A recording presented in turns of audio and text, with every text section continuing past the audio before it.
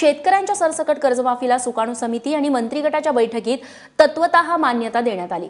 सरसकट कर्जमाफीच्या अंमलबजावणीसाठी 26 जुलैची डेडलाईन देखील देण्यात आली आहे। 1 जून पासून आंदोलन पुकारणाऱ्या शेतकऱ्यांचा हा मोठा विजय मानला जातो। शेतकऱ्यांसाठी सर्वात मोठी आनंदाची बातमी, ज्या शेतकऱ्यांनी महाराष्ट्र सरकारकडून वेगवेगळ्या बँकेकडून कर्ज घेतलं होतं त्या शेतकऱ्यांसाठी सर्वात मोठी आनंदाची बातमी।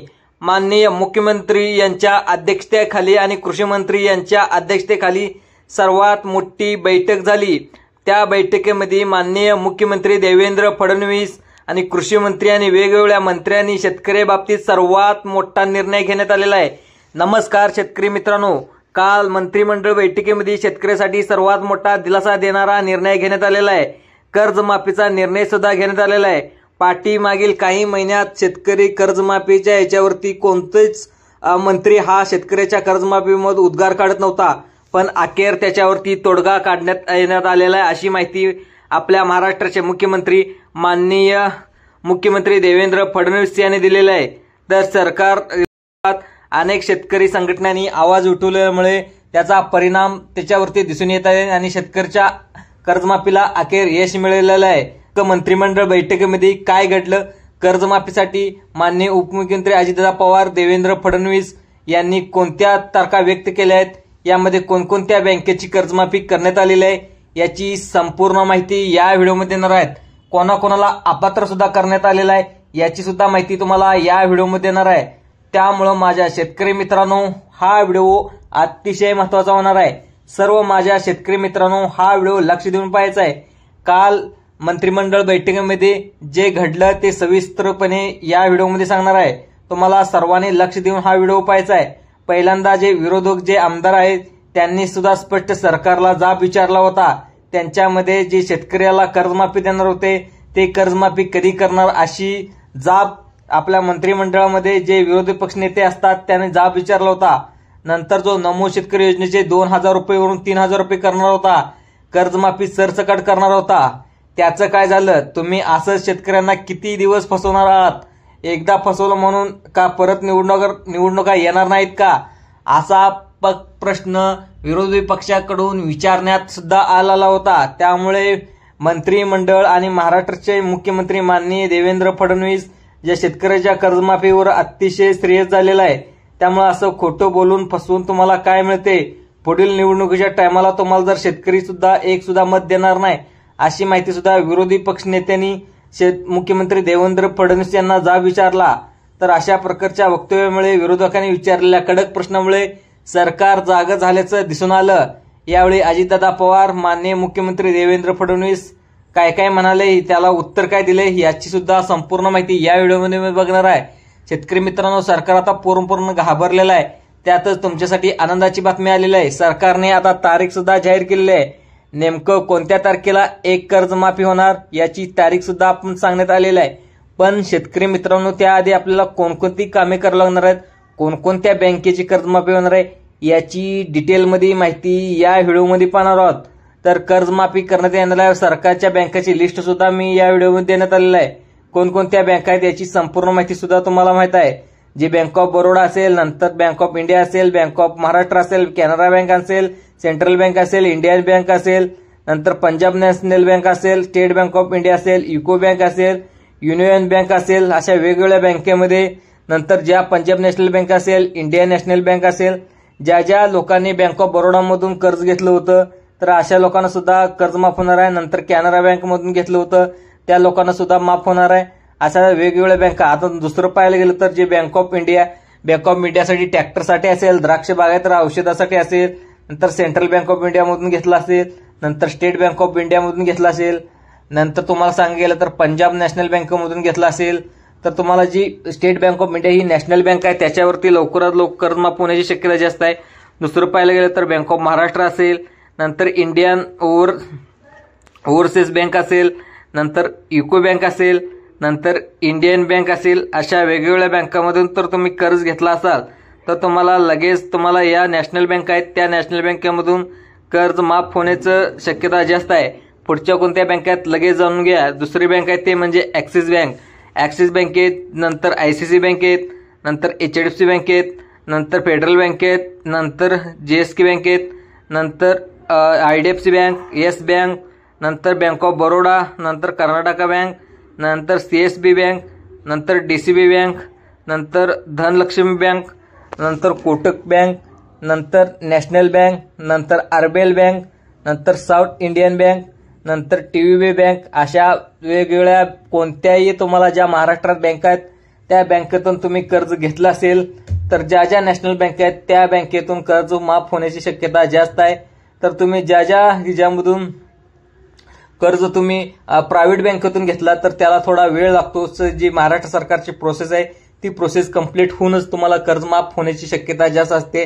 त्यामुळे तुम्ही जवळजवळ 15 ते 20 बँका आहेत, त्या 20 बँकातून जर तुम्ही कर्ज घेतला असाल तर तुम्हाला या बँकेतून कर्ज माफ होतं. तर तुम्हाला या संपूर्ण बँका सुद्धा सांगितल्या. आता तुम्हाला कोणकोणते जिल्हे आहेत ते सुद्धा सांगणार आहे. शेतकरी मित्रांनो, ज्या बँका आहेत त्यामध्ये मोठ्या मोठ्या बँका सुद्धा आहेत. या बँकेमधून जर तुम्ही कर्ज घेतलं असेल तर तुमचे सुद्धा कर्ज आता माफ होणार आहे. आता तुम्हाला कर्जमाफीची कोणती तारीख जाहीर करण्यात आलेली आहे त्याबद्दल सुद्धा मी सांगणार आहे. याबद्दल महाराष्ट्राचे मुख्यमंत्री देवेंद्र फडणवीस आणि अर्थमंत्री अजितदादा पवार काय म्हणलात हे सुद्धा पहा. शेतकरी मित्रांनो, यामध्ये सर्व शेतकऱ्यांचे कर्ज आता माफ होणार नाही.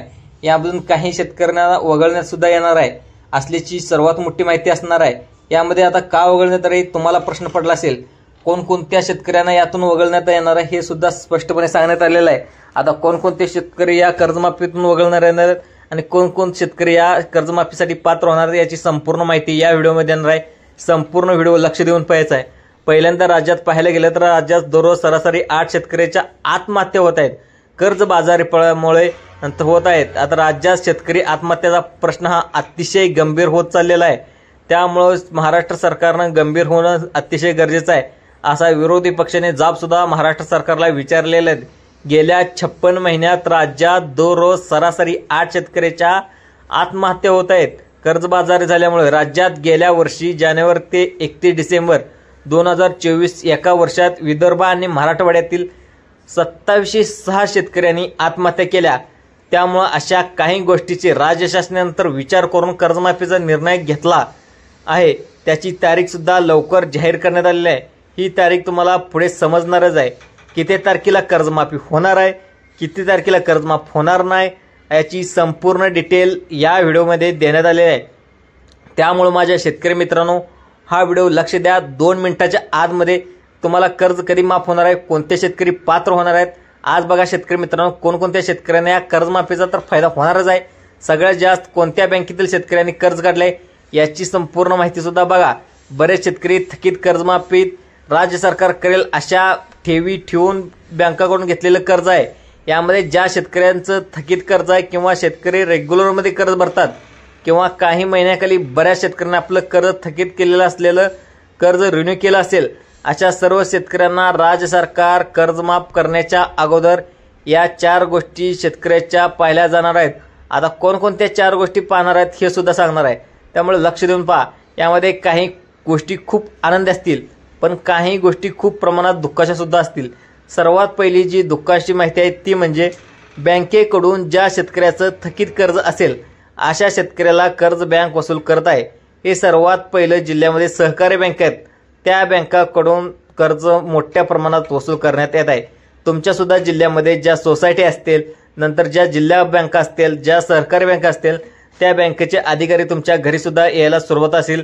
तुमच्या घरी नोटीस यायला सुरुवात सुद्धा झाली असेल. लवकरात लवकर तुम्ही कर्ज भरून तुम्ही नवीन कर्ज घ्यायला सुरुवात सुद्धा करू शकता. आता कोणकोणते शेतकरी पात्र आहेत ते सुद्धा सांगणार आहे. कारण जिल्ह्यामध्ये सहकारी बँकेच्या थकीत कर्जाचा आकडा जवळपास 2200 कोटीच्या रुपयात घरात गेला असून बँका आता आर्थिक अडचणीचा सामना करत आहेत. आर्थिक स्थिती अतिशय नाजूक असल्यामुळे बँकेचा परवाना रद्द होण्याच्या मार्गावर आहे. त्यामुळे परवाना वाचवण्यासाठी प्रत्येक जिल्ह्यामध्ये सहकारी बँकेला जवळपास 600 कोटी वसूल करावे लागणार आहेत. सर्व बँकेच्या अधिकाऱ्यांना कर्ज वसुलीवर भर देण्याच्या सूचना जिल्ह्यामध्ये सहकारी बँकेला देण्यात आलेल्या आहे. त्यामुळे शेतकरीचा आता थकीत कर्ज असेल तर अशा शेतकऱ्यावर बँकेकडून मोठ्या प्रमाणात कर्ज वसुलीचा प्रश्न उभा राहू शकतो. आता अनेक शेतकऱ्याच्या मोबाईलवरून बँकेकडून कॉल सुद्धा आले असतील, अनेक बँकेकडून नोटीस सुद्धा आलेली असेल तुमच्या ह्याच्यामध्ये. तर आता तुम्ही कोणतीही काळजी करायला नाही. महाराष्ट्र सरकारने निर्णय घेण्यात आला आहे त्याचबरोबर कर्ज न भरल्यास दंडात्मक कारवाई सुद्धा करण्याचे असे आश्वासने देत आहे. आता कोणकोणत्या बँकेचं कर्ज माफ होणार आहे तुम्हाला सांगितलंय. आता तुम्हाला त्याच्या या बँकेमधून तुम्ही कर्ज घेतला असेल तर तुम्हाला कर्ज माफ होण्याचे चान्सेस जास्त आहे. तर तुम्ही जिल्हा मध्यवर्तीकडून कर्ज घेतलं असेल, नंतर तुम्ही या बँका सांगितल्या दुसऱ्या बँकेकडून कर्ज घेतलं असेल तर तुमचं कर्ज माफ होणार नाही. आता तुम्ही या पात्रतेमध्ये सुद्धा बसता का हे सुद्धा पाहून घेणं अतिशय गरजेचं आहे. बँकेकडून तुम्हाला नोटीस आली असेल किंवा कॉल आला असेल, अशा शेतकऱ्यांना आता काय करायचं बघा. बँकेकडून घेतलेलं जे कर्ज आहे ते माफ होण्याच्या शेतकऱ्याला एक काम करायचं आहे, ते म्हणजे बँकेकडून तुम्ही कर्ज घेतलं असेल ते रिन्यू करायचं नाही. म्हणजेच थकबाकीचे पैसे अजिबात बँकांना भरायचं नाहीत. हे असे सक्त निर्देश महाराष्ट्राचे मुख्यमंत्री माननीय देवेंद्र फडणवीस यांनी सुद्धा सांगितलेले. त्यामुळे ही अतिशय महत्त्वाची बातमी. आता तुम्हाला अनेक रिन्यूएशन करण्यासाठी कॉल येत असतील, अनेक लोकांचे कर्ज भरा म्हणून नोटीस येत असेल, अशा शेतकऱ्यांनी सक्त तुम्ही माननीय मुख्यमंत्री यांनी सुद्धा बँकेच्या अधिकाऱ्यांना सुद्धा निर्देश देण्यात आले. जर तुम्ही थकबाकीचे पैसे भरून आपलं कर्ज तर रिन्यू केला तर तुम्ही नियमित कर्ज भरणार शेतकरी आहे म्हणून तुमची कर्ज माफ केलं जाणार नाही. हे सर्वांना लक्षात घ्या. तर तुम्हाला कर्ज घेतलेल्या बँकेकडून कॉल करण्यात आला तर तुम्हाला बँकेला सांगायचं की राज्य शासनाने त्यांच्या वाचनात व नियमात असं आश्वासन दिलं आहे की राज्य शासनाने शेतकऱ्याला दिलेलं आहे की त्यामुळे जे आमचं थकीत कर्ज आहे ते कर्ज आम्हाला बिलकुल त्या ठिकाणी बँकेला परत करणार नाही असं उत्तर द्यायचं आहे.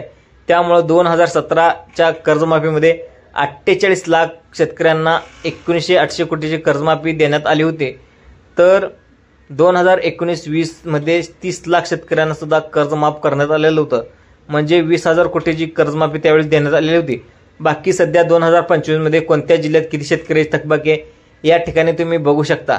2017 मध्ये मुख्यमंत्री देवेंद्र फडणवीस सरकार असताना मुख्यमंत्री देवेंद्र फडणवीस शेतकऱ्याचं कर्ज माफ झालं होतं आणि त्यानंतर लगेच 2 वर्षानंतर म्हणजेच 2019 मध्ये उद्धव बाळासाहेब ठाकरे म्हणजेच महाविकास आघाडी सरकार ह्याच्यावर सत्तेत आलं होतं. त्यावेळेस बऱ्यापैकी कर्जमाफी शेतकऱ्यांना देण्यात आलेली होती. तर त्यानंतर 6 वर्षांनी 2025 मध्ये मुख्यमंत्री देवेंद्र फडणवीस अजितदादा पवार यांची बैठक झाली. यामध्ये एप्रिल महिन्याच्या शेवटच्या आठवड्यात कर्जमाफी होण्याची शक्यता दाट वर्तवली जात आहे. आता कधी कर्जमाफी होणार तुम्ही याचा विचार करत असाल. त्यामुळे शेतकरी मित्रांनो, बँकांच्या आलेल्या धमकीच्या फोनमुळे घाबरून जाऊन कोणतेही चुकीचे पाऊल तुम्ही उचलू नका. कर्जमाफी हे महाराष्ट्र सरकार करणारच आहेत. तर महाराष्ट्र राज्याचे प्रमुख नेत्याने म्हणजेच मुख्यमंत्र्यांनी शब्द सुद्धा दिलेला आहे. मुख्यमंत्र्याचा शब्द म्हणजे जनतेचा विश्वास असतो. त्यामुळे कर्जमाफी नक्की होणार आहे. त्यामुळे थोडा संयम राखणं अतिशय गरजेचं आहे. तर तुम्ही बँकेचे जे नोटीस येतात, नंतर तुम्हाला वेगवेगळ्या कॉल्स येतात, त्यामुळे कोणत्याच धमकीला घाबरून जाण्याचं कारण नाही. लवकरच कर्जमाफी होणार आहे अशी माहिती सुद्धा महाराष्ट्र सरकारकडून देण्यात आली. त्यामुळे शेतकरी मित्रांनो, बँकाच्या आपल्याला धमकीच्या फोनमुळे घाबरून तुम्ही कोणतेही चुकीचं पाऊल उचलू नका. कर्जमाफीचा हा निर्णय होणारच, कारण महाराष्ट्राच्या प्रमुख नेत्यांनी अशी माहिती सुद्धा देण्यात आहे. मित्रांनो, हा व्हिडिओ कसा वाटला? हा व्हिडिओ आवडल्यास आपल्या YouTube चॅनलला लाईक करा, सबस्क्राईब करा आणि दुसऱ्या लोकांना सुद्धा शेअर करा. धन्यवाद.